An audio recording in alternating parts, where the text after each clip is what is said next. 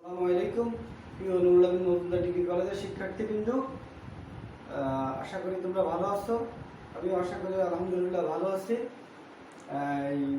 আমরা তোমাদেরকে গত কয়েকটা দুইটা ক্লাসে হিসাব বিজ্ঞানের মধ্যে জাবেদা ও খতিয়ান তিনটি অঙ্ক দেখেছিলাম। প্রথম লেকচারে দুটি অঙ্ক দেখেছি, দ্বিতীয় লেকচারে একটা অঙ্ক, আজকে তৃতীয় লেকচার। আজকে তৃতীয় লেকচারের মধ্যে আমার আলোচ্য বিষয় হলো হিসাব সমীকরণ। তো হিসাব সমীকরণের মধ্যে আমরা আগে সমীকরণটা কি সেটা আগে একটু আলোচনা করি। সমীকরণটা হলো বীজগণিতীয় দুটি রাশির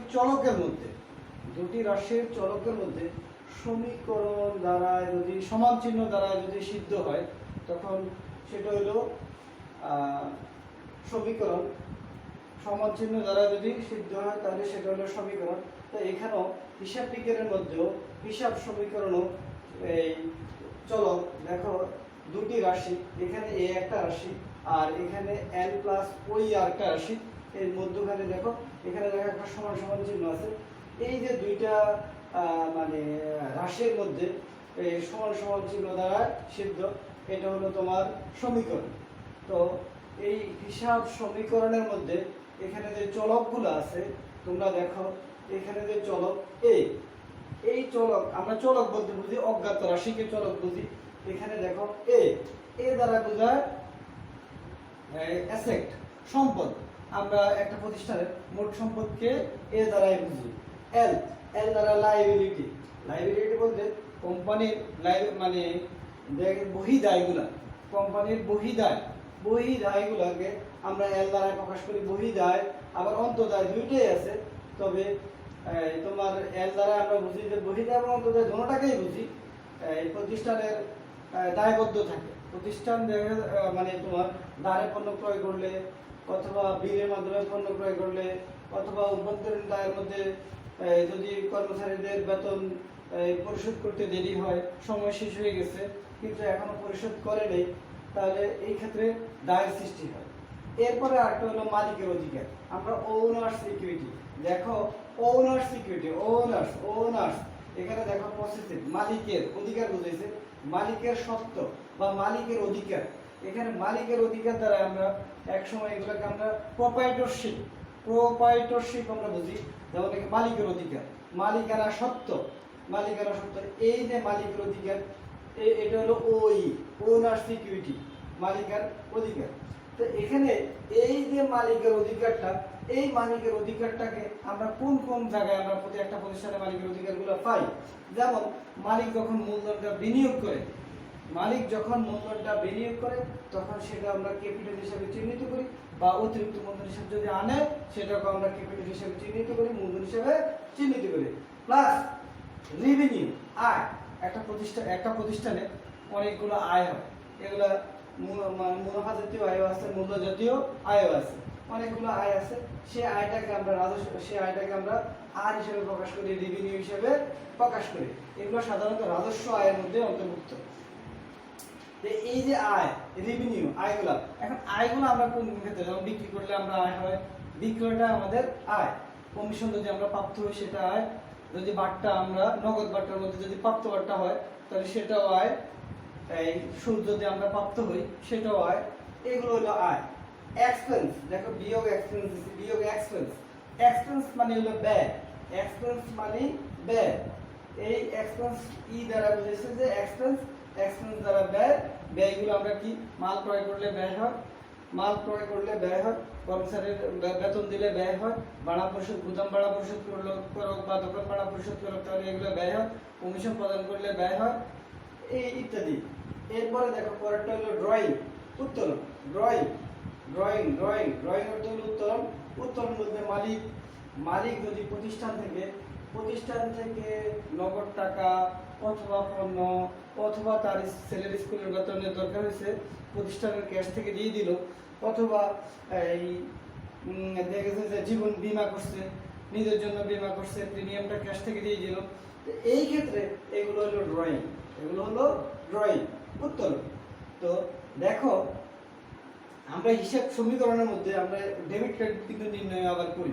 যেমন ডেবিট কার্ড নির্ণয় ডেবিট ক্রেডিট না, যেমন সম্পদ, একটা প্রতিষ্ঠানের সম্পদ যদি বৃদ্ধি পায় তাহলে সেটা ডেবিট হয়, সম্পদ যদি কমে সেটা ক্রেডিট হয়। দায়, দায় যদি বৃদ্ধি পায়, দেখা গেছে যে আমরা আগে তাহলে মাইনাসের গুলো বলি। দেখো এখানে একটা মাইনাস আছে, এখানেও একটা মাইনাস আছে। এই মাইনাসের গুলো দেখো, এখানে যেরকম সম্পদ বৃদ্ধি পেলে ডেবিট, সম্পদ হ্রাস পেলে ক্রেডিট। এখানেও দেখো একই রকম, ব্যয় যদি বৃদ্ধি পায় তাহলে ডেবিট, আর ব্যয় যদি হ্রাস পায় তাহলে ক্রেডিট। উত্তোলন, উত্তোলন মানে উত্তোলন বৃদ্ধি পেলে ডেবিট, উত্তোলন হ্রাস পাইলে ক্রেডিট। তাহলে দেখো এরপরে এখানে আমরা বৃদ্ধি পাইলে ডেবিট, হ্রাস পাইলে ক্রেডিট, এখানে আমরা তিনটা চলক পাইছি, এ পাইছি, ই পাইছি, ডি পাইছি।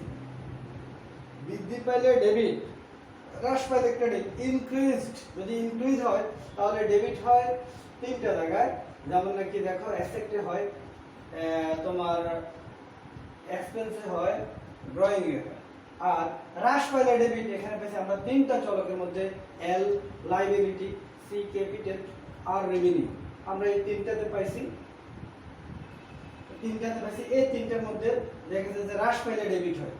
দায় যদি বৃদ্ধি পায়, দায় যদি হ্রাস পায় তাহলে ডেবিট হয়। কিভাবে? একজন আমার কাছে টাকা পাবে, আমি তার থেকে ধারে মাল ক্রয় করছি, যদি সে টাকা পায় তাহলে আমরা যদি টাকা পায়, টাকাটা যদি পরিশোধ করে দিই তাহলে আমার দায় হ্রাস পায়, আমার দায়টা কমে যায়। সেই ক্ষেত্রে আমার দেখা যায় যে দায় হ্রাস পাইলে ডেবিট হয়, আর দায় বৃদ্ধি পেলে ক্রেডিট হয়।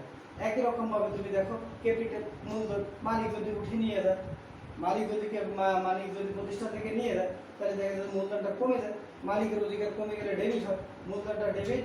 আর মূলধন যদি আনে তাহলে ক্রেডিট হয়। একই রকম আয়ের ক্ষেত্রে প্রতিষ্ঠান যদি আয় বাড়ে তাহলে আমরা ক্রেডিট করি, আর যদি আয় কমে তাহলে ডেবিট করি। এইটা হলো হিসাব সমীকরণের প্রাথমিক আলোচনা। এবার দেখো আমরা এই হিসাব সমীকরণের প্রাথমিক আলোচনার মধ্যে একটা অঙ্ক দিছি। কত? একটা প্রতিষ্ঠানের 6টা লেনদেন দিছি। একটা প্রতিষ্ঠানের আমি এখানে 6টা লেনদেন দিছি তোমাদেরকে। শিক্ষার্থী বন্ধুরা তোমরা দেখো, এই যে 6টা লেনদেনের মধ্যে তুমি প্রথম যে লেনদেনটা সেটা হলো মূলধন বিনিয়োগ 5 লাখ টাকা, যার মধ্যে ব্যাংকে রয়েছে 2 লক্ষ টাকা। মূলধন বিনিয়োগ 5 লক্ষ টাকা, যার মধ্যে ব্যাংকে রয়েছে 2 লক্ষ টাকা। তাহলে দেখো এখানে মূলধন বিনিয়োগ 5 লক্ষ টাকা, তাহলে মূলধন হিসেবে 5 লক্ষ টাকা। এই যে তাহলে নগদান হিসাব, দেখো নগদান হিসাব কিন্তু এখানে 5 লাখ হচ্ছে না, ক্যাশে তোমার কোনো 5 লাখ নাই, ব্যাংকে তো 2 লাখ টাকা আছে। তাহলে ক্যাশে কত টাকা? ক্যাশে হলো 3 লক্ষ টাকা। ক্যাশে 3 লক্ষ টাকা আছে, মানে নগদান হিসাবে 3 লক্ষ টাকা আছে, আর ব্যাংক হিসাবে রয়েছে তোমার 2 লক্ষ টাকা। তাহলে টোটাল মূলধন হিসাবে ক্রেডিট যাচ্ছে 5 লক্ষ টাকা এখানে। এরপরে দেখো ধারে পণ্য ক্রয়, এই যে ধারে পণ্য ক্রয়, ঠিক একই রকম ভাবে দেখো ধারে পণ্য ক্রয় আছে, এরপর নতুন আসবাবপত্র ক্রয় আছে, যার মধ্যে অর্ধ অংশ ধারে। এরপরে আবার দেখো ব্যাংক থেকে ঋণ নেওয়া হলো, 60,000 টাকা, আসবাবপত্র অবস্থা ধার্য করা হলো 40,000 টাকা, পাওনাদারকে পরিশোধ 10,000 টাকা। এগুলো হলো এই যে আমাদের শিক্ষার্থী বন্ধুরা প্রথম লেনদেনটি হলো মূলধন বিনিয়োগ 5 লাখ টাকা, যার মধ্যে এই ব্যাংকে রয়েছে 2 লক্ষ টাকা। এখানে দেখো এখানে আমাদের কিন্তু 2টা লেনদেন হচ্ছে, 2টা লেনদেনে হয়ে যাচ্ছে। আমরা জানি যে লেনদেনের বৈশিষ্ট্যের মধ্যে তোমার এটা আছে যে এখানে দেখো মূলধনটা এখানে দাবাটা হচ্ছে এই যে প্রথম ক্যাশে তোমার কাছে যে টাকাটা আছে, নগদ যে টাকাটা আছে সেটা হলো নগদান হিসাব। নগদ যে টাকাটা আছে, নগদ আছে তোমার কাছে 3 লক্ষ টাকা, আর ব্যাংকে রয়েছে, ব্যাংক জমা আছে তোমার 2 লক্ষ টাকা। তাহলে টোটাল মূলধন হিসাব হচ্ছে 5 লক্ষ টাকা। এখন দেখো এটা আমি জাবেদ আকারে লিখছি, এখানে দেখো নগদান হিসাব, এই নগদান হিসাবটাকে আমি ডেবিট লিখলাম, ব্যাংক জমাটাকে ডেবিট লিখলাম, আর ওই মূলধনটাকে ক্রেডিট লিখলাম। কিভাবে ক্রেডিট লিখলাম? দেখো নগদ টাকা আমার ইনক্রিজড, ক্যাশে ঢুকছে, মানে যখন প্রতিষ্ঠান এই যে 5 লাখ টাকার মধ্যে 3 লাখ টাকা নগদ আনছে, তখন দেখে 3 লক্ষ টাকা আমার ক্যাশ প্রতিষ্ঠানে ঢুকছে, যার কারণে নগদান হিসাব 3 লক্ষ টাকা হয়েছে। আর বাকি 2 লক্ষ টাকা সে ব্যাংকে জমা দিয়ে দিছে, যার কারণে ব্যাংকের প্রতিষ্ঠানের নামেই ব্যাংকে আছে, ব্যাংকে টাকাটা আছে, সেটা ব্যাংক জমা, সেটাও সম্পদ বৃদ্ধি পেয়েছে। আমি আগে বলছি যে সম্পদ যদি বৃদ্ধি পায় তাহলে ডেবিট, আর এই ক্ষেত্রে দেখেন যে 3 লক্ষ টাকা 2 লক্ষ টাকা মিলে মালিকের অধিকার বৃদ্ধি পাইছে, মালিকের অধিকার বৃদ্ধি পাইছে। আমরা জানি যে মূলধন হিসাব হলো মালিকের অধিকার, এই মালিকের অধিকার যদি বৃদ্ধি পায় তাহলে সেটা ক্রেডিট হয়। এটা হলো প্রথম লেনদেন, আশা করি বুঝছো। এরপরে পরবর্তী লেনদেন দেখো ধারে পণ্য ধারে পণ্য ক্রয়। এই যে ধারের মালিক, ধারে পণ্য ক্রয় করলাম, বাকিতে মাল কিনছি, আমার পকেটে টাকা নেই বা যে কোনো কারণে হোক আমি ধারে পণ্য বাকিতে মাল কিনছি। এই যে বাকিতে মাল কিনলে ক্রয়কৃত পণ্য তো আমার কাছে আসছে, যদি আমার ক্রয়কৃত পণ্য আসে তাহলে ক্রয় হিসাব ডেবিট। ক্রয়কৃত পণ্য যদি আসে আমি জানি যে ব্যয় বৃদ্ধি পেলে ডেবিট, ক্রয়টা হলো ব্যয় হিসাব, সেজন্য আমি লিখতে পারি যেমন নাকি ক্রয় হিসাব এই, আমি লিখতে পারি ক্রয় হিসাব ডেবিট, ক্রয় হিসাব এই, আমি সেজন্য আমি লিখতে পারি ক্রয় হিসাব ডেবিট 20,000 টাকা, ক্রয় হিসাব ডেবিট আমি লিখতে পারি যে 20,000 টাকা। এরপরে আমি লিখতে পারি এখন আমি যে বাকিতে মাল কিনছি ওরা তো আমার কাছে টাকা পাবে, আমি তো তাদের কাছে দায়বদ্ধ, আমি তো তাদের কাছে দায়বদ্ধ, তাহলে আমার কাছে তারা টাকা পাবে, এখানে দায় বৃদ্ধি পাবে। সুতরাং দায় যদি বাড়ে কি নামে বাড়বে? পাওনাদার হিসাব, তারা আমার কাছে টাকা পাবে, পাওনাদার হিসাব বা পদেয় হিসাব, পাওনাদার হিসাব বা পদেয় হিসাব, এই পদেয় হিসাব, পদেয় হিসাব ক্রেডিট 20,000 টাকা, পদেয় হিসাব ক্রেডিট 20,000 টাকা। তাহলে শিক্ষার্থী বন্ধুরা এখানে দেখছো যে পদেয় হিসাবটা হলো দায় এল, পদেয় হিসাবটা দায় এল, তাহলে এল বৃদ্ধি পেয়েছে, এখানে এল বৃদ্ধি পাওয়ার কারণে দায় বৃদ্ধি পাওয়ার, এটা এল এ পড়ে, এটা ক্রয় হিসাব ইতে পড়ে। তাহলে আমরা আগে লেনদেনে একটু দেখা দিই, চিহ্নিত করে দিই, যেমন নাকি এটা নগদান হিসাব পড়ে এতে, সম্পদ বাড়ছে, এরপরে দেখা যায় যে এখানে ব্যাংক জমা তাও এ বাড়ছে, এতে পড়ে মূলধন টা তো এটা সিভিল ক্যাপিটাল, ক্যাপিটালে পড়ে। এগুলো হলো চলক হিসাবে আমি চিহ্নিত করে দেখাই দিলাম আর কি। এরপরে দেখো পরের লেনদেনটা, পরের লেনদেনটা নতুন আসবাবপত্র ক্রয়, নতুন আসবাবপত্র ক্রয় 40,000 টাকা, যার মধ্যে হাফ মানে হাফ 1/2 অংশ হলো ধারে। তাহলে নতুন পণ্য ক্রয়, নতুন আসবাবপত্র ক্রয়, নতুন আসবাবপত্র তাহলে আসবাবপত্রটা আমি এখানে কি ক্রয় করছি? প্রতিষ্ঠানের ব্যবহারের উদ্দেশ্যে। আসবাবপত্রটা আমি এখানে ক্রয় করছি প্রতিষ্ঠানের ব্যবহারের উদ্দেশ্যে, আমি কোনো বিক্রির উদ্দেশ্যে ক্রয় করি নাই। তাহলে বিক্রির উদ্দেশ্যে যদি ক্রয় করতাম তাহলে আসবাবপত্রকে আমি ক্রয় হিসেবে অন্তর্ভুক্ত করতাম, আমরা ক্রয় হিসেবে লিখতাম। এখানে আমার ক্রয় হিসেবে লেখা যাবে না, এখানে আমাকে লিখতে হবে আসবাবপত্র হিসাব, তাহলে আসবাবপত্র হিসাব ডেবিট হবে এখানে আমি। এরপরে আমরা তোমার আসতেছি 9 তারিখে যে লেনদেন, 9 তারিখের লেনদেন আমরা আসবাবপত্র ক্রয় করছি, এই জন্যই এই আসবাবপত্র ক্রয় করছি, এই জন্য আসবাবপত্র হিসাবটা ডেবিট হবে, আসবাবপত্র হিসাবটা ডেবিট হবে। আসবাবপত্র কিনছি আমি 40,000 টাকা দিই, আসবাবপত্র হিসাবটা ক্রেডিট ডেবিট হবে। আর আসবাবপত্র হিসাব তো সম্পদ বাড়ছে, এটা হলো এতে পড়ে, এটা এতে পড়ে, এ চলকের মধ্যে পড়ে। এরপরে দেখো এই নগদ টাকা দিচ্ছি কত, যেহেতু অর্ধেক অংশ ধারে, তার মানে বাকিটা আমি নগদ পেমেন্ট করছি, তাহলে অর্ধেক কত, অর্ধেক হলো 20,000, তাহলে 20,000 টাকা হলো নগদ হিসাব, নগদ টাকা পেমেন্ট করছি, এই নগদ হিসাব হলো 20,000 টাকা, 20,000 টাকা হলো ক্রেডিট, আমার কাছ থেকে নগদ টাকা চলে গেছে, নগদ টাকা চলে গেছে, এ হ্রাস পাইছে এখানে আমার, এখানে এটা আমার হ্রাস পাইছে, সম্পদটা কমছে, নগদ টাকাটা চলে গেছে, সম্পদ কমছে, এই জন্য আমার নগদ হিসাবটা ক্রেডিট হয়েছে। এরপরে বাকিটা যে এই যে ধারে মালটা, ধারে যে আসবাবপত্রটা কিনছে তারা আমার কাছে টাকা পাবে, আমি তাদের কাছে আমি তাদেরকে পদেয় দিতে হবে টাকাটা, সেহেতু আমি দায়বদ্ধ। এখানে হলো এই পদেয় হিসাব, পদেয় হিসাব হলো 20,000 টাকা, এটা হলো এল, এটা হলো এল। তো শিক্ষার্থী বন্ধুরা এখানে আমরা 9 নম্বর লেনদেনটা গেছি। এরপরে আমরা 13 তারিখের লেনদেনটা, 9 তারিখের লেনদেনটা আমরা গেছি, 13 তারিখের যে লেনদেনটা সেটা দেখো, ব্যাংক থেকে ঋণ নেওয়া হলো। একটা প্রতিষ্ঠান কিন্তু একটা প্রতিষ্ঠান এই তার প্রতিষ্ঠান ব্যবসা চালিয়ে যেতে হলে অনেক সময় ব্যাংক থেকে তার মূলধন করতে হয়। মূলধন আমরা তোমরা তো ক্যাপিটাল বাজেটিং পড়ো না, ক্যাপিটাল বাজেটিং, ওই ক্যাপিটাল বাজেটিং একটা প্রতিষ্ঠানের মূলধন অনেকগুলা ক্ষেত্র থেকে নেওয়া যায়, অনেকগুলা ক্ষেত্র থেকে নেওয়া যায়। যেমন প্রথম তো সে নিজের অ্যামাউন্টটা পুঁজিটা নেয়, এরপরে আবার দেখে অনেক সময় ঋণ করে নেয়, আত্মীয় স্বজন থেকে নিতে পারে, বা এই সিকিউরিটি অ্যান্ড এক্সচেঞ্জ কমিশনের ওইখান থেকে নিতে পারে, অনেকগুলো জায়গা থেকে সেই মূলধন সংগ্রহ করতে পারে। তো এখানে সে ঋণ থেকে ব্যাংক থেকে ঋণটা নিছে, তো ব্যাংক থেকে যদি ঋণ নেয়, তাহলে নগদ টাকা ক্যাশে ঢুকে। ব্যাংক থেকে যদি ঋণ নেয় তাহলে নগদ টাকা, ব্যাংক থেকে যদি ঋণ নেয়, ব্যাংক থেকে যদি ঋণ এই নগদ টাকা প্রতিষ্ঠানে আসে, তাহলে নগদান হিসাবটা ডেবিট হয়, নগদান হিসাবটা ডেবিট হয়ে যায়। আর দেখা যাচ্ছে যে ঋণ হিসাব প্রতিষ্ঠান তো তোমার কাছে কি, তুমি তো প্রতিষ্ঠানের কাছে দায়বদ্ধ, এই ঋণ হিসাবটা ক্রেডিট হয়, ঋণ হিসাবটা ক্রেডিট হয়। ঋণ নেওয়া হলো কত, 60,000। এই যে দেখছো নগদান হিসাবটা সম্পদ, নগদ টাকা প্রতিষ্ঠানে ক্যাশে ঢুকছে, এই জন্য আমি নগদান হিসাবটা ডেবিট লিখছি। ঋণ অন্যদিকে আবার এই নগদ টাকা ঢুকার বিপরীতে আমি আবার এই প্রতিষ্ঠানটা তোমার কাছে ব্যাংকের কাছে দায়বদ্ধ, এই জন্য এই ঋণ হিসাব, যেহেতু ঋণ করে টাকাটা নিছে, এই জন্য ঋণ হিসাব, ঋণটা হলো এল বৃদ্ধি পাইছে, দায় বৃদ্ধি পেয়েছে, এই জন্য ঋণটা ক্রেডিট, ঋণ হিসাবটা ক্রেডিট। শিক্ষার্থী বন্ধুরা, পরের লেনদেনটা হলো আসবাবপত্র অবস্থায় ধার্য করা হলো। পরের লেনদেনটা আসবাবপত্রের অবস্থায় ধার্য। তো দেখো আসবাবপত্রের অবস্থায় যদি ধার্য হয়, অবস্থাটা কি, আগে ডেপ্রিসিয়েশন। এই ডেপ্রিসিয়েশন অবস্থাটা কি?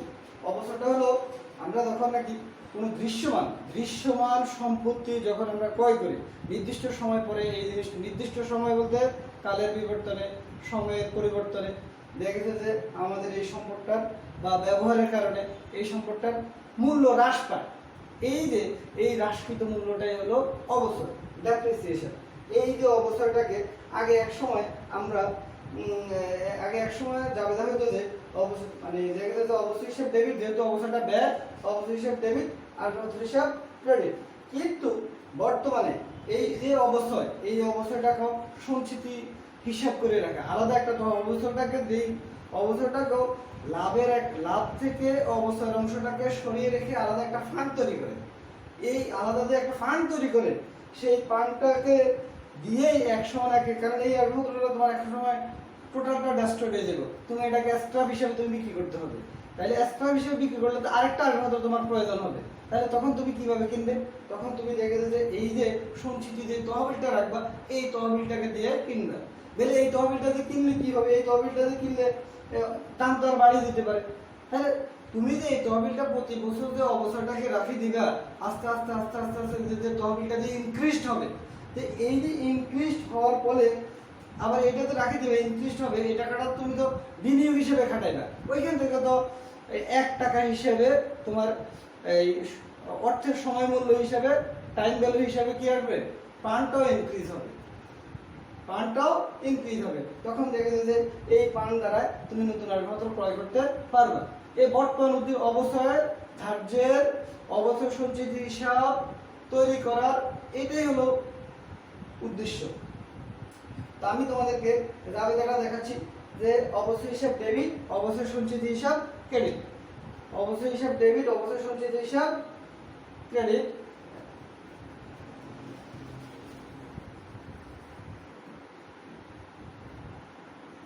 অবসর হিসাব ডেবিট আর অবসর সঞ্চিতি হিসাব বা পুঞ্জীভূত অবসর হিসাব ক্রেডিট, অবসর সঞ্চিতি হিসাব ক্রেডিট। তাহলে অবসর হিসাব ডেবিট, অবসর সঞ্চিতি হিসাব ক্রেডিট। অবসরটাকে আমরা ব্যয়, অবসরটা হলো কি, এই যে ডেপ্রিসিয়েশন, এটা হলো ব্যয়, এইটা হলো তোমার এই ব্যয়টা পড়ে আমাকে ইতে পড়ে, ব্যয়টা পড়ে ইতে, আর হলো অবসরটা অবসর সঞ্চিতি, এই অবসর শিক্ষার্থী বন্ধুরা, এই যে অবসর হিসাবটা পড়ে ইতে আর অবসর সঞ্চিতিটা আমার পড়ে কত এতে, যেহেতু আমি এটাকে দ্বারা আবার নতুন একটা সম্পত্তি রিপ্লেসমেন্ট করব, যেই তহবিলটা রাখতেছি এই তহবিলটা এই সম্পদের অবসরটাকে দিয়ে আলাদা একটা তহবিল গঠন করতেছি, এটা এতে, এজন্য এটা এতে করতেছে। এরপরে যে লেনদেনটা সেটা হলো পাওনাদারকে পরিশোধ, এখন পাওনাদারকে যদি আমি পরিশোধ করি, পাওনাদারকে পরিশোধ করলে পাওনাদার কি এল না লায়াবিলিটি, পাওনাদার হিসাবটা হলো লায়াবিলিটি, এই তাহলে পাওনাদারকে যদি পাওনাদারকে যদি পরিশোধ করি তাহলে লায়াবিলিটিটা আমার হ্রাস পাচ্ছে, কমতেছে, ডিক্রিজ হচ্ছে। তাহলে পাওনাদার হিসাব ডেবিট হবে। এখানে দেখো এই পাওনাদার হিসাবটা ডেবিট হচ্ছে, পাওনাদার হিসাব ডেবিট হচ্ছে, আর যেহেতু নগদ টাকা আমার চলে যাচ্ছে সেহেতু নগদ হিসাবটা ক্রেডিট হচ্ছে, নগদ হিসাবটা ক্রেডিট হচ্ছে। তাহলে পাওনাদার হিসাবটা কিসে পড়ে আমার? পাওনাদার হিসাবটা হলো এল, এইখানে এল, এই ক্ষেত্রে এল হ্রাস পাচ্ছে, এই জন্য এলটা ডেবিট হচ্ছে, কমতেছে, হ্রাস পাচ্ছে, ডেবিট হচ্ছে। আর এখানে নগদ টাকাও হ্রাস পাচ্ছে, এই জন্যই নগদ টাকাও হ্রাস পাচ্ছে, এই জন্য তোমার এটাও ক্রেডিট হচ্ছে, সম্পদটাও। তাহলে সম্পদটাও কি হচ্ছে?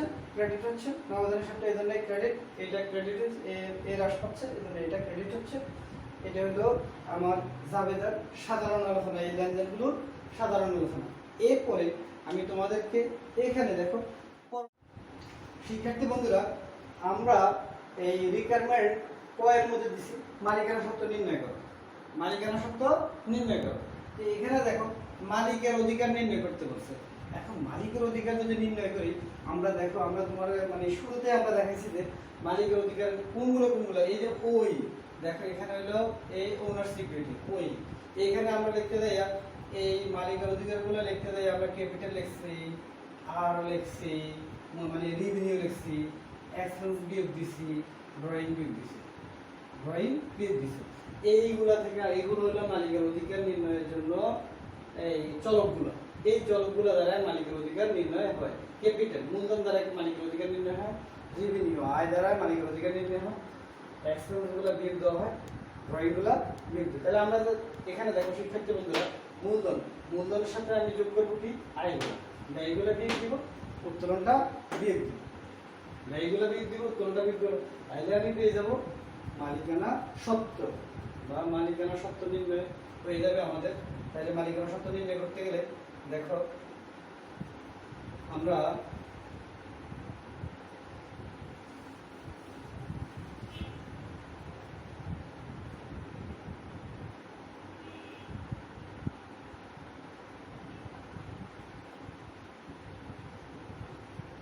মালিকানা সত্ত্ব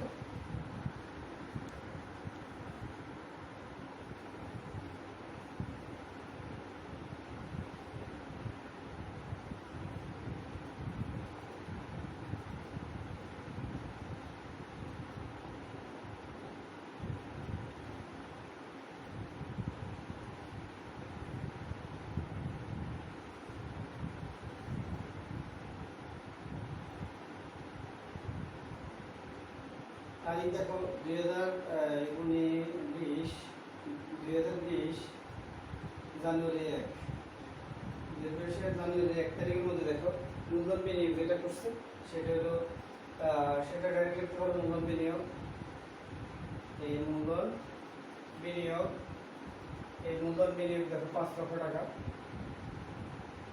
মূলধন বিনিয়োগ 5 লক্ষ টাকা। এবার এটা মূলধন বিনিয়োগ, এটা মালিক নিয়ে আসছে, এটা ক্যাপিটাল আমার করছে, ক্যাপিটালে করছে মূলধন বিনিয়োগ 5 লক্ষ টাকা। দেখো পণ্য ক্রয়, কয়টা কি আয় না ব্যয়? ক্রয়টা হলো ব্যয়, তাহলে 7 তারিখ দেখো পণ্য ক্রয় কিভাবে ক্রয় করছে এটা আমাদের দরকার না, মাল তো আসছে, পণ্য ক্রয় তো হয়েছে। এবার হলো পণ্য ক্রয়, এটা হলো ব্যয়, ব্যয়গুলো আমরা জানি যে ব্যয়গুলো বিয়োগ দিব, ব্যয়গুলো বিয়োগ দিব। এরপরে দেখো ব্যাংক থেকে ঋণ না, এটা না 20 তারিখ দেখো 20 তারিখে আসে, 20 তারিখ অবসর 18 অবসর, আগরপত্রের অবসর। এই দেখো 18 অবসর এলো কত টাকা? 4000 টাকা। এটাও আমার খরচ, এটাও ব্যয়, তাহলে এটাও ব্যাকেট হবে।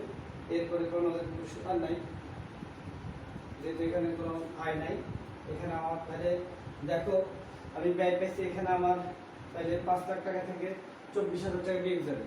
এখন 5 লাখ টাকা থেকে 24,000 টাকা বিয়োগ গেলে যে টাকাটা হবে সেটাই হবে তোমার মালিকানা সত্ত্ব, সেটাই তোমার মালিকানা সত্ত্ব।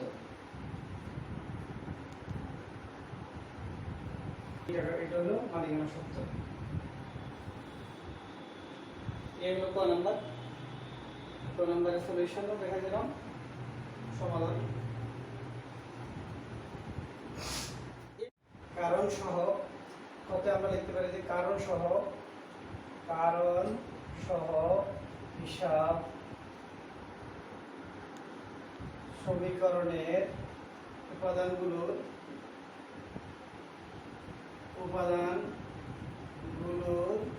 পরিবর্তন দেখাও।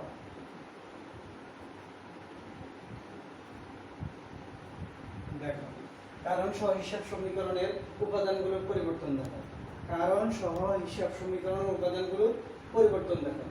তাহলে কারণ সহ হিসাব সমীকরণের উপাদানগুলোর পরিবর্তন যদি আমরা দেখাই, আমরা গড়টা করতে পারি হিসাব সমীকরণের উপাদানগুলোর পরিবর্তন। উপরে হেডিংটা লিখি হিসাব সমীকরণের উপাদানগুলোর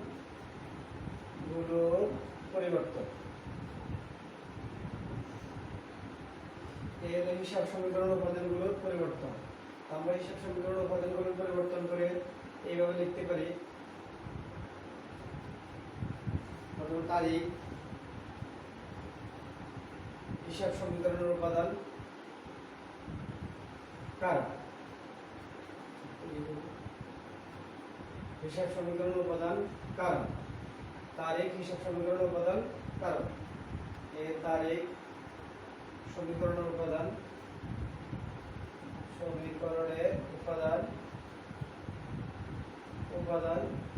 কারণ। এখন দেখো প্রথম যে লেনদেনটা 2020 জানুয়ারি 1 তারিখের এই যে লেনদেনটা আমি পূর্বে তোমাদেরকে এই লেনদেনগুলো বুঝেছি, এখন আবার বলতেছি। দেখো 5 লাখ টাকা বিনিয়োগ করছে, কিন্তু ব্যাংকে রয়েছে 2 লাখ, ব্যাংকে রাখছে 2 লক্ষ টাকা, তাহলে ক্যাশে আছে 3 লক্ষ টাকা। তাহলে নগদান হিসাব 3 লক্ষ টাকা, নগদান হিসাব ডেবিট। হিসাব ডেবিট হচ্ছে এর ব্যাংক জমাটা ডেবিট হচ্ছে, মূলধন হিসাব ক্রেডিট হচ্ছে, মূলধন হিসাবটা ক্রেডিট হচ্ছে। তো দেখো যে নগদ হিসাবটা কি, হিসাব সমীকরণের উপাদানের কারণ। নগদ হিসাবটা কি সম্পদ না, নগদ হিসাবটা কি সম্পদ। লাইটটা চলে যায়। নগদ হিসাবটা কি সম্পদ, সম্পদ হলো কি এ, তাহলে এ বৃদ্ধি পেয়েছে, এ বৃদ্ধি পেয়েছে। এখানে আমার দেখো এ বৃদ্ধি পেয়েছে, এরপরে ব্যাংক জমাটা কি সম্পদ, তাও এ বৃদ্ধি পেয়েছে, এ বৃদ্ধি। দেখো মূলধন হিসাবটা কি সি ক্যাপিটাল, মানে ওই সি ক্যাপিটাল ওই, তার মানে কি ওই বৃদ্ধি, ওই ওনার সিকিউরিটি বৃদ্ধি। এই হলো প্রথম লেনদেন। এরপরে সেকেন্ড লেনদেনটা হলো ধারে পণ্য ক্রয়।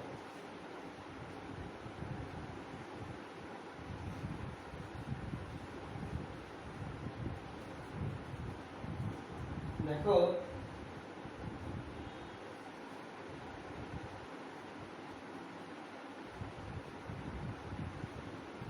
সেকেন্ড এরপর লেনদেনটা হলো 7 তারিখের লেনদেন, ধারে পণ্য ক্রয়। ধারে পণ্য ক্রয় হলো এই ক্রয় হিসাব ডেবিট আর পদের হিসাব ক্রেডিট। ক্রয় হিসাব ডেবিট, পদের হিসাব ক্রেডিট। এই যে ক্রয় হিসাব ডেবিট, ক্রয়টা হলো ব্যয়। আমি আগে তোমাদের বলছি যে এই যে ব্যয়টা আমরা আমার সি মানে সি আর ই বি, এখানে যে এই যে ক্যাপিটাল, এই যে ব্যয়টা হলো ই, এই যে এই সবগুলো মিলে কি হয় ওই ওনার সিকিউরিটি, সবগুলো মিলে কি হয় ওনার সিকিউরিটি। এখানে ওনার সিকিউরিটি কি এই যে ই বেলা মাইনাস না, ব্যয়গুলো হ্রাস পায় না, ব্যয়টা আমরা বিয়োগ করি। ওনার সিকিউরিটি নির্ণয় করতে ব্যয়গুলোকে আমরা বিয়োগ করি, আয়গুলোকে যোগ করি, উত্তোলনকে বিয়োগ করি। তো সেই ক্ষেত্রে এটা হলো ব্যয়, সেটা হলো ওই হ্রাস পাইছে, ওনার সিকিউরিটিটা কমছে। আর এল মানে পদের হিসাব পাওনাদার এল, তাহলে এল হলো এল বৃদ্ধি।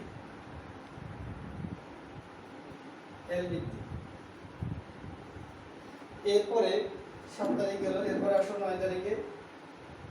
9 তারিখে হলো আসবাবপত্র ক্রয়। 9 তারিখে আসবাবপত্র ক্রয়, তাহলে আসবাবপত্র ডেবিট, আসবাবপত্র ডেবিট।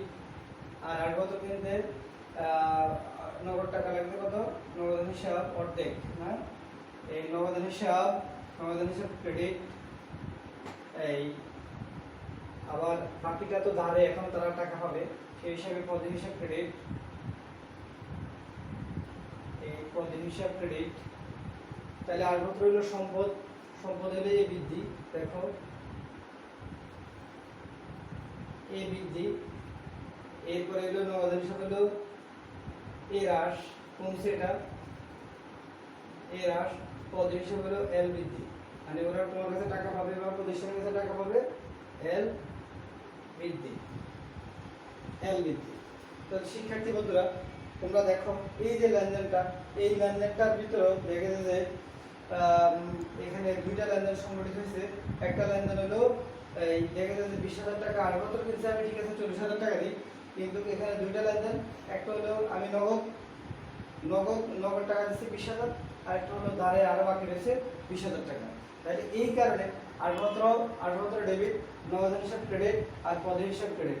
আসবাবপত্রটা সম্পদ এ ভিত্তিক, আসবাবপত্রটা সম্পদ এই ভিত্তিক। নগদ হিসাবটা হলো তাও সম্পদ, কিন্তু নগদ টাকা তোমার চলে গেছে, এই জন্য নগদ হিসাব নগদ টাকা হ্রাস পাইছে, এই জন্য এই হ্রাস। এরপরে পদ হিসাব এল বৃদ্ধি, তোমার কাছে টাকা পাবে বা প্রতিষ্ঠানের কাছে টাকা পাবে, পাওয়া হয়েছে, এই জন্য এল বৃদ্ধি, এল বৃদ্ধি। পদ হিসাবটা হলো এল বৃদ্ধি। তাহলে আশা করি তোমরা এই 9 তারিখের লেনদেনটা বুঝছো। এরপরে আসো 13 তারিখের লেনদেন। 13 তারিখের লেনদেন হলো ব্যাংক থেকে ঋণ নেওয়া হবে। 13 তারিখের লেনদেন দেখো, 13 তারিখের লেনদেন হলো ব্যাংক থেকে ঋণ নেওয়া হলো। এই যে ব্যাংক থেকে আমি যদি ঋণ নিই 13 তারিখ জানুয়ারি 13, ব্যাংক থেকে ঋণ নিলে নগদ হিসাব হয়, নগদ টাকা প্রতিষ্ঠানে আসে, ক্যাশে আসে, নগদ হিসাব নগদ টাকা বাড়ে, এই জন্য নগদ হিসাব ডেবিট, নগদ টাকা আর ঋণ হিসাব ক্রেডিট, ঋণ হিসাব ক্রেডিট। তাহলে নগদ হিসাব হলো এ বৃদ্ধি, নগদ হিসাব হলো এ বৃদ্ধি, কোন দিকে ঋণ এল বৃদ্ধি। এই তাহলে 13 তারিখের লেনদেনে আমি যদি এই ব্যাংক থেকে যদি ঋণ নিই, তাহলে দেখা যাচ্ছে যে নগদ টাকা বাড়ে, এই জন্য নগদ হিসাব ডেবিট হয়। এ বৃদ্ধি পাওয়ার কারণে, সম্পদ বৃদ্ধি পাওয়ার কারণে নগদ হিসাব ডেবিট হয়েছে, আর দায় বৃদ্ধি পাওয়ার কারণে ঋণ হিসাবটা ক্রেডিট হয়েছে। এর পরের লেনদেনটা হলো আসবাবপত্রের অবস্থায় ধার্য, আসবাবপত্রের অবস্থায় ধার্য।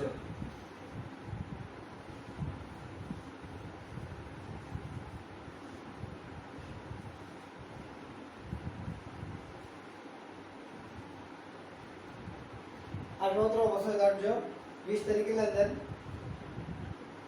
20 তারিখের লেনদেন আসবাবপত্র অবস্থায় অবস্থা হিসাব ডেবিট, অবস্থা হিসাব ডেবিট।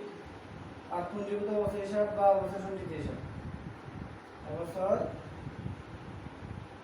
সঞ্চিত হিসাব দুঃখিত, অবস্থা সঞ্চিতি, সঞ্চিত হিসাব ক্রেডিট। তাহলে অবস্থা হিসাব, অবস্থাটা হলো ই, অবস্থাটা হলো ব্যয়, এজন্য ওই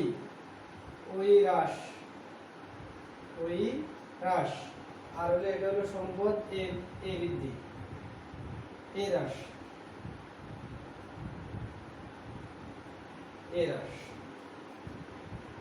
পরের লেনদেনটা হলো অনাদায়কে পরিশোধ, অনাদায়কে পরের যে লেনদেনটা, এই লেনদেনটা হলো অনাদায়কে পরিশোধ।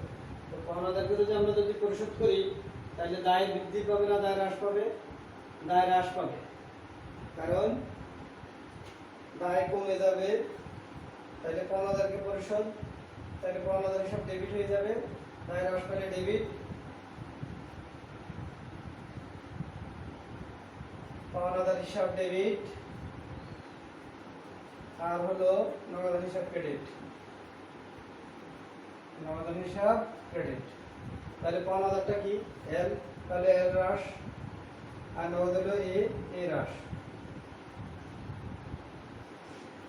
ওকে শিক্ষার্থী বন্ধুরা, তাহলে আমরা এই যে লেনদেনগুলো, এই 6টা লেনদেনের এই 6টা লেনদেনের আমরা হিসাব সমীকরণের উপাদানগুলোর প্রভাব বা হিসাব সমীকরণের উপাদানগুলোর পরিবর্তন কারণ সহ দেখাইছি। আশা করি তোমরা বুঝছো। শিক্ষার্থী বন্ধুরা, আমরা রিকোয়ারমেন্ট গতে আসছি। তোমার রিকোয়ারমেন্ট গতে আমরা আমাদের কাছে চাইছে যে চক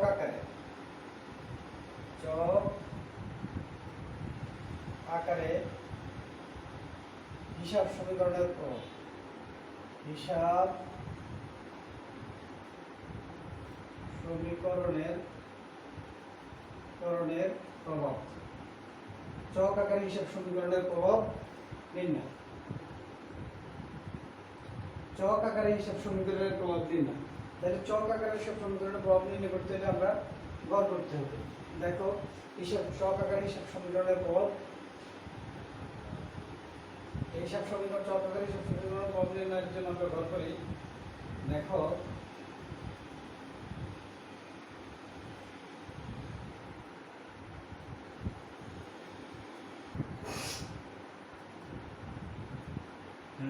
হ্যাঁ শিক্ষার্থী বন্ধুরা, চক আকারে হিসাব সমীকরণের প্রভাবের এই যে গড়টা দেখো, এখানে তারে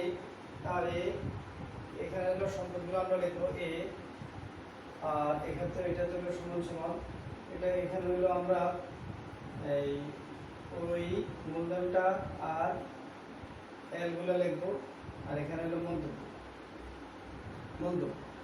এখানে দেখো এখানেও সমান সমান, এখানেও সমান সমান।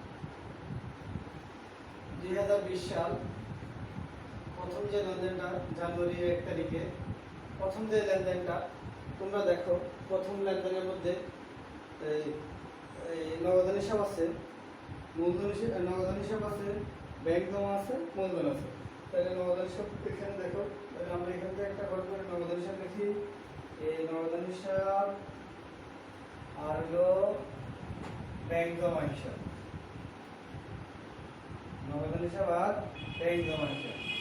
এটা হলো নগদ, এটা হলো ব্যাংক, এটা হলো ব্যাংক জমা, এটা হলো ব্যাংক জমা, আর এটা হলো মূলধন, এটা হলো মূলধন,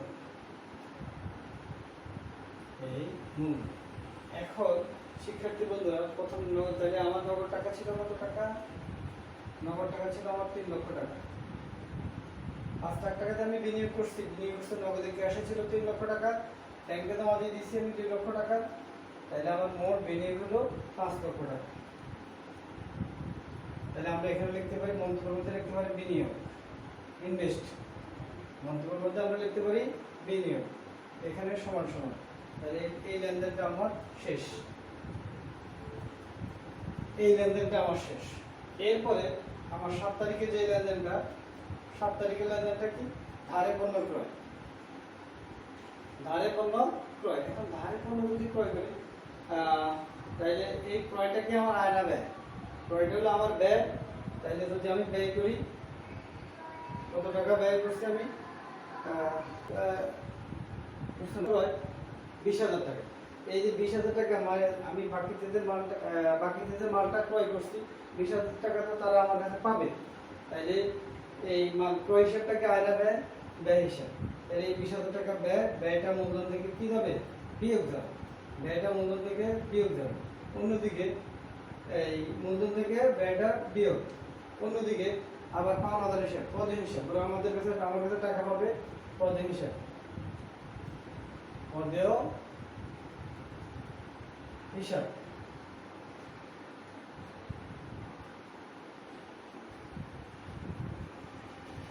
তাহলে পদে হিসাবটা কত হয়? 20,000 টাকা। এই তাহলে ক্রয় হিসাব, ক্রয়। তাহলে শিক্ষার্থী বন্ধুরা, তোমরা বুঝছো কিনা? তাহলে যদি পণ্য ক্রয় করি, আমার ক্রয় হিসাব ডেবিট আর পাওনাদার হিসাব ক্রেডিট হয়। তো ক্রয় হিসাবটা আমার মূলধন থেকে বিয়োগ হবে। আর আমি জানি যে মূলধন হিসাব আয় যোগ হয়, ব্যয় বিয়োগ হয়, উত্তোলন বিয়োগ হয়। সেই হিসাবটা ক্রয় হিসাব, ব্যয় হিসাব। এই হিসাবে মূলধন থেকে বিয়োগ হবে। পদে হিসাবটা, পদে দায় বৃদ্ধি পেয়েছে, এজন্য পদে হিসাবটা হলো প্লাস। এরপর তারিখ 9 তারিখ। তো 9 তারিখের লেনদেন 8 বছর পর, তাহলে 8 বছর পরে করলে 8 বছর হিসাব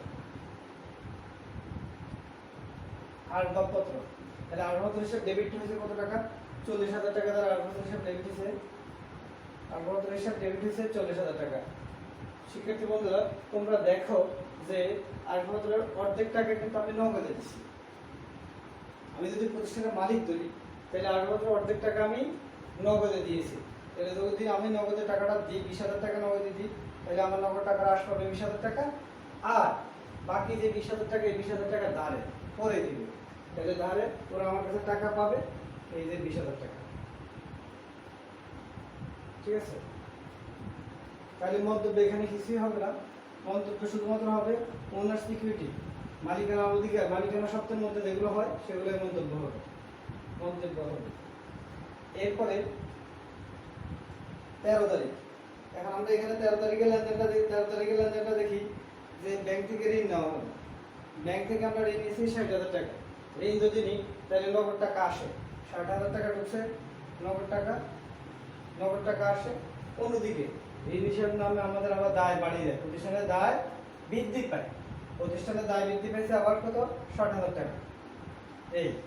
এই হলো লেনদেন।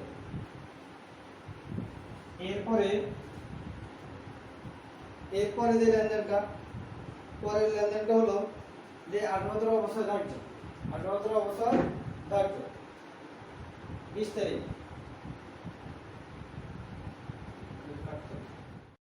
এরপরে 8 বছর অবস্থা ধার্য করা হলো 20 তারিখ।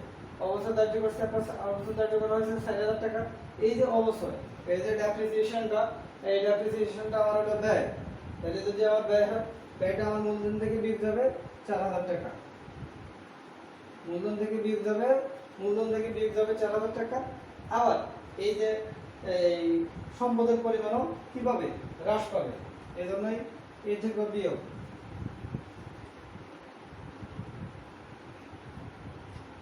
যেহেতু এটা অবস্থা, এখানে হবে তোমার মন্তব্য করে হবে অবস্থা। আমি পূর্বে বলছিলাম ওনার্স ইকুইটি, মালিকানা সত্ত্ব নির্ণয় করতে যে সকল উপাদানগুলো মালিকানা সত্ত্বে প্রভাব পড়বে ওইগুলাই শুধুমাত্র মন্তব্যে আসবে, এরপরের লেনদেনটা হলো 25 তারিখ। 5,000কে পরিশোধ করছি। 5,000 যদি পরিশোধ করি আমার নগদ টাকা হ্রাস পায়। 5,000 যদি পরিশোধ করি আমার নগদ টাকা হ্রাস পায়। 5,000 পরিশোধ করতে আমি 10,000 টাকা, তাহলে আমার নগদ টাকা 10,000 টাকা কমবে। অন্যদিকে 5,000 আমার 10,000 টাকা কমবে, পদের হিসাবটাও আমার 10,000 টাকা কমবে। এই হলো আমার এই যে লেনদেনগুলো হিসাব সমীকরণ চক সাজানো, হিসাব সমীকরণের চক সাজানো। এই হলো আমার হিসাব, আমার কিন্তু লজিক মিলবে। বন্ধুরা তোমরা হিসাব করে দেখো তো, আমার এখানে মাইনাসের ব্র্যাকেটে আছে কত? 20,000 আর 10,000 30,000। তাহলে আমি যদি 60,000 থেকে 30,000 বিয়োগ দিই 60,000, তাহলে এখানে 60,000 বিয়োগ দিই, 60,000 থেকে যদি আমি 30,000 বিয়োগ দিই, 60,000 থেকে যদি আমি 30,000 বিয়োগ দিই, তাহলে আর থাকে 30,000। 3 লাখ 30,000 যোগ করি, তাহলে হচ্ছে আমার 3,30,000। 3,30,000। এরপরে ব্যাংক জমা হলো 2 লক্ষ টাকা।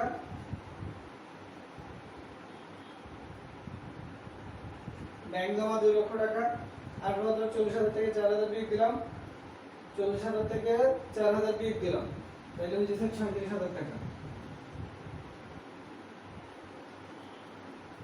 এরপরে দেখো এখানে 5 লাখ থেকে 24,000 টাকা বিয়োগ দাও। 5 লাখ থেকে 24,000 টাকা বিয়োগ দিলে কত আসে? 4,76,000 টাকা। এই 4,76,000 টাকা।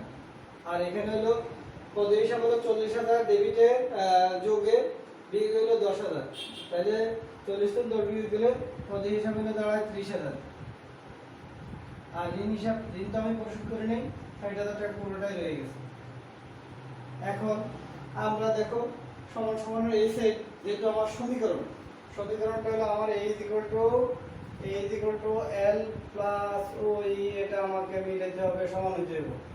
এই দুটোটা, এটা আমার সমান হতে হবে। তো এখন দেখো তাহলে আমার সম্পদ আছে এখানে নগদ, ব্যাংক জমা, 18 এই তিনটে হলো সম্পদ।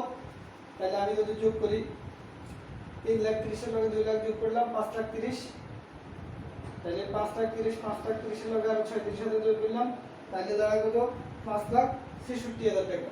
5,66,000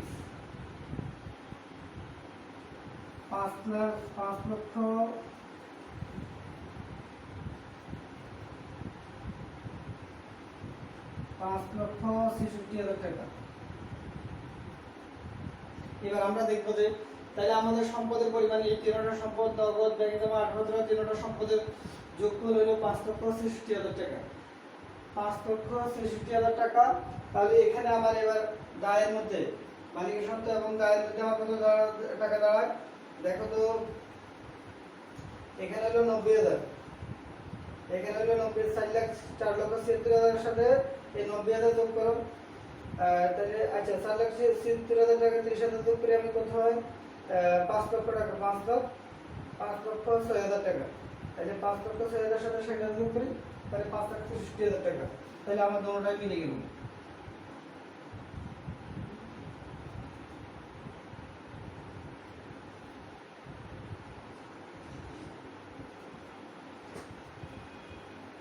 তাহলে শিক্ষার্থী বন্ধুরা তোমরা দেখতে পাইছো যে আমাদের কিন্তু এই উভয় দিকেই 5,66,000 5,66,000 মিলে গেছে। তার মানে আমাদের চক আকারে হিসাব সমীকরণের প্রভাব দেখানো হয়েছে। হিসাব সমীকরণ উভয় সাইড, সমীকরণের উভয় সাইডের সত্যতা প্রমাণ হলো। তো আশা করি তোমরা মানে এই অঙ্কটা ভালোভাবে বুঝছো। এই অঙ্কে আমাদের যে আলোচনাগুলো ছিল, মালিকানা প্রথম পদে ছিল মালিকানা সত্য বিবরণী, খতে ছিল চক আকারে এই হিসাব সমীকরণের উপাদানগুলোর পরিবর্তন দেখাও, গতে ছিল চক আকারে হিসাব সমীকরণের প্রভাব। আশা করি আমি তিনটা অংশই ভালোভাবে বুঝাইতে সক্ষম হয়েছি। যদি না বুঝে থাকো কমেন্টস এর মাধ্যমে তোমরা তোমাদের ইয়েটা করবা, অভিযোগটা দিবা, মানে বিষয়টা আমাকে জানাবো। এই বাকিটা আমি কমেন্টসের মাধ্যমে সমাধান দেওয়ার চেষ্টা করবো ইনশাআল্লাহ। আল্লাহ হাফেজ।